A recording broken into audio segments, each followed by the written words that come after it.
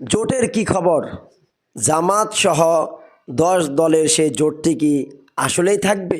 সব সিদ্ধান্ত জামাত একাই নেবে, ৮ দলের সাথে কোনো সিদ্ধান্ত হবে না। এই ১০ দল যদি ভেঙে টুকরা টুকরা হয়ে যায়, বিশেষ করে চরমোনাইর সাথে যদি জামাতের ভাঙ্গন ধরে, সবচেয়ে বেশি ক্ষতিগ্রস্ত হবে জামাত। এবং যদি এই জোটটি টিকিয়ে রাখা যায়, সবচেয়ে বেশি লাভবান হবে জামাত।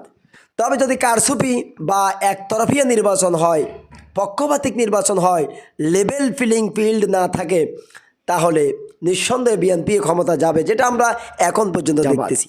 প্রিয় ভাইরা, প্রথম অবস্থা থেকে যে ৮ দলের যে জয় জয় করা অবস্থা এবং জাতির মধ্যে এক গণজোয়ার দেখেছি, এবার সুষ্ঠুভাবে সঠিকভাবে যদি নির্বাচন হয়, নিঃসন্দেহে এবার ইসলামী দল ক্ষমতায় যাবে।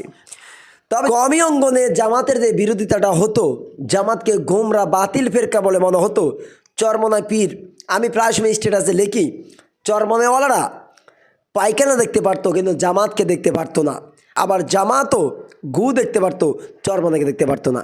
আল্লাহর অশেষ মেহেরবানিতে তারা উভয় এক হয়েছে। কিন্তু এখন আসন নিয়ে যে বিতর্ক চলতেছে, সেটা কেন? আমরা ইতিপূর্বে দেখেছি ফেসবুকে জামাতের পক্ষ থেকেও কিছু বক্তব্য এসেছে, অনেকে লেখালেখি করেছেন, চরমনার কোনো আলেম বা তাদের কোনো দায়িত্বশীল লিখেছেন বা ভিডিওর মাধ্যমে তা কিছুটা ইঙ্গিত দিয়েছেন যে সেটা আসলে আসন নিয়ে নয়। চরমনাদের দাবি ছিল সেটা হলো মোড়লগিরি মানে সব সিদ্ধান্ত জামাত একাই নেবে, ৮ দলের সাথে কোনো সিদ্ধান্ত হবে না, এরকম অভিযোগ করে তারা বললেন কেন তারা একা সিদ্ধান্ত নেবেন? পরামর্শ ভিত্তিক, যেমন এনসিপি এবং এলডিপি এদেরকে যখন জোটে ঢুকানো হয়েছে, তখন ৮ দলের সাথে বৈঠক করে পরামর্শ করা হয় না, এটা চরমনার দাবি। আর জামাতের দাবি হলো যেখানে চরমনায় আসন চাচ্ছে এমন এমন জায়গায়, যে ওই জায়গায় তারা কখনো জিতবে না, তাহলে আসন দিয়ে খামাকা বিএনপিকে জিতে দেওয়ার কারণ কি? এগুলো নিয়ে জামাতের পক্ষ থেকে বিতর্ক এসেছে। প্রিয় ভাইরা, গোটা জাতি যে স্বপ্ন দেখেছে যে ইনশাল্লাহ এবার ইসলামী শাসন ক্ষমতা আসবে, ইসলামী শাসন কোরআনের আইন কায়েম না হলেও একটা ন্যায় ইনসাফ কল্যাণ ভিত্তিক রাষ্ট্র পরিচালিত হবে, যেখানে সুদ থাকবে না, ঘুষ থাকবে না, জেনা থাকবে না, দুর্নীতি থাকবে না, জুলুম থাকবে না, চাঁদাবাজি থাকবে না, সেই স্বপ্ন নিয়ে কিন্তু মানুষ এবার বিএনপির বিপরীত ইসলামী দলগুলোকে ফলো করেছে। কিন্তু শেষ মুহূর্তে এসে এই বিতর্কের কারণে হয়তো যদি জোট ভেঙে যায়, গোটা জাতির অন্তরটা ভেঙে টুকরা টুকরা হয়ে যাবে। আমার তো মনে হয় অনেকে হয়তো ভোট দিতে যাবে না যদি এই জোট ভেঙে যায়।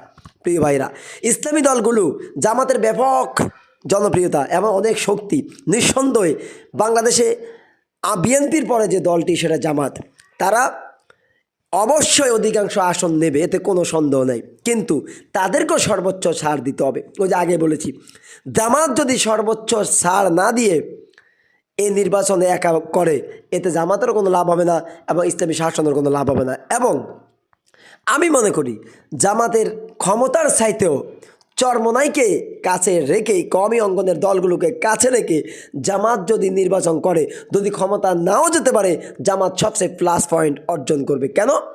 মওদুদী সাহেবের যে বিরোধিতা, জামাতের যে বিরোধিতা, জামাতকে তো আমাদের কওমি অঙ্গনের কোনো আলেম, কোনো দল জামাতকে মুসলমানে মনে করে না, বাতিল ফেরকা মনে করে, ইমানদারে মনে করে না, রাসূলের দুশমন, সাহাবীর দুশমন, নবীদের দুশমন মনে করে।